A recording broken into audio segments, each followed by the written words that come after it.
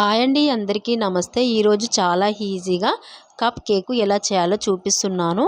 ఇంట్లో ఉన్న చిన్న చిన్న గిన్నెల్లో చేసిన కేక్ అండి. చాలా అంటే చాలా బాగుంది. చాలా ఫ్లఫీగా చాలా టేస్టీగా ఉన్నాయండి. చూడండి ఫ్రెండ్స్, ఎలా వచ్చాయో మీరే చూడండి. ఎలాంటి డౌట్ లేకుండా చేసుకోండి. ఇక ప్రాసెస్లోకి వెళ్ళిపోదాం. ఇప్పుడు ఒక బౌల్ పెట్టుకొని దాని మీద స్టెయినర్ పెట్టుకొని 1 కప్పు మైదాపిండి వేసుకోవాలి. 1 కప్పు మైదాపిండి తీసుకున్న తర్వాత ఇప్పుడు 2 స్పూన్స్ కోకో పౌడర్ వేసుకుంటున్నాను. 1 కప్పు మైదాపిండికి 2 స్పూన్స్ కోకో పౌడర్ మంచిగా సరిపోతుందండి. చిటికెడు salt, baking soda, 1/2 cup baking powder వేసుకొని మంచిగా జల్లించుకోవాలి.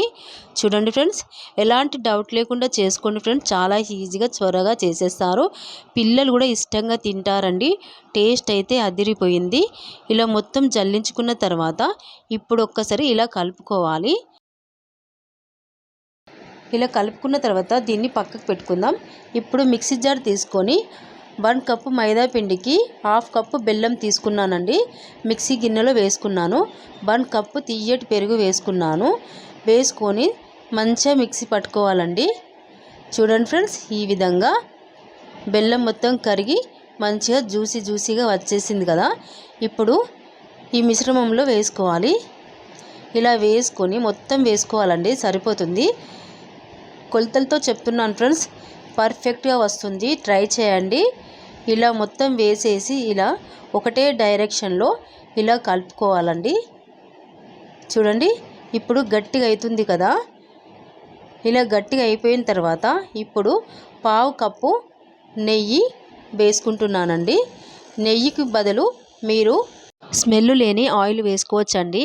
ఫ్రెండ్స్, నెయ్యిలో కొంచెం కోకో పౌడర్ పడింది, అందుకే ఆ కలర్ వచ్చిందండి. ఇలా మంచిగా నెయ్యి వేసుకొని ఇలా కలుపుకోవాలి. టేస్ట్ కూడా సూపర్గా ఉంటుంది ఫ్రెండ్స్ నెయ్యితో చేసుకుంటే. మీరు ఎలా కలుపుకున్నా సరే ఒకే డైరెక్షన్లో ఒకే సైడు ఇలా కలుపుకోవాలండి. చూడండి ఫ్రెండ్స్, నేను చేసే విధంగా చేయండి. చాలా పర్ఫెక్ట్గా వస్తుంది. పిల్లలు పెద్దలు ఇష్టంగా తింటారు. ఫ్రెండ్స్ చూడండి, ఇలా గట్టిగా ఉండాలండి. ఇప్పుడు ఇది పక్కకు పెట్టుకుందాం. ఇప్పుడు చిన్న చిన్న బౌళ్ళు తీసుకోవాలండి. ఇలాంటి చిన్నవి తీసుకొని మీ ఇంట్లో ఏవి ఉంటే అవి గ్లాస్లో కూడా వేసుకోవచ్చండి. గ్లాసులు ఉంటే ఇలా కొంచెం ఆయిల్ పెట్టేసి ఇప్పుడు మిశ్రమాన్ని వేసుకుందాం. కేక్ బ్యాటర్ మొత్తం వేసేసుకుందామండి. 1/2 కప్పు వరకు. చూడండి, ఇలా 2 స్పూన్స్ వేసుకుంటున్నాను నేనైతే. ఇప్పుడు కొంచెం పెద్ద సైజ్ బౌల్లో మిగతాది వేసుకొని కేక్ బ్యాటర్ మొత్తం వేసుకొని ఇలా రెడీ చేసి పెట్టుకున్నానండి. ఇప్పుడు స్టవ్ పైన పెద్ద కడాయి లాంటిది పెట్టుకొని ఇలా దాంట్లో ఇలాంటి జాలి పెట్టుకోవాలండి.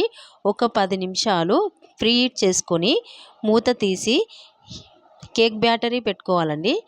ఇలా కప్స్ పెట్టుకొని మూత పెట్టి ఒక 20-30 నిమిషాల పాటు ఉడికించుకోవాలి. చూడండి ఫ్రెండ్స్, నాకైతే కరెక్ట్ 30 నిమిషాలు పట్టింది ఈ కేక్ చేయడానికి. చూడండి ఫ్రెండ్స్, ఎక్కడ అతుక్కోకుండా వస్తుంది కదా. రెడీ అయింది. కొంచెం చల్లారనివ్వాలండి, వేడివేడిగా ఉంటుంది కదా. చల్లగా అయితే ఈజీగా ఊడొస్తుంది. చాలా చక్కగా వచ్చాయండి ఫ్రెండ్స్. దీంట్లో నేను వెన్నెలా ఎసెన్స్ వేయలేదండి, అయినా పర్వాలేదు. టేస్ట్ అయితే అదిరిపోయిందండి. ఒక్కసారి ఇలా ట్రై చేసి ఎలా ఉందో చెప్పండి ఫ్రెండ్స్. మీకు ఖచ్చితంగా నచ్చుతుంది ఈ కేకు. అస్సలు మిస్ అవ్వకండి. చూడండి ఎంత ఈజీగా వచ్చేసిందో. చూస్తుంటేనే తినాలనిపిస్తుంది కదా. ఈ వీడియో మీకు నచ్చితే లైక్ చేయండి, సబ్స్క్రైబ్ చేయండి, షేర్ చేయండి ఫ్రెండ్స్. మన ఛానల్ని సపోర్ట్ చేయండి ప్లీజ్ ఫ్రెండ్స్. మన ఛానల్లో ఈజీగా చేసుకునే వంటలు ఉన్నాయండి. చూడండి friends. Thank you for watching. Bye friends.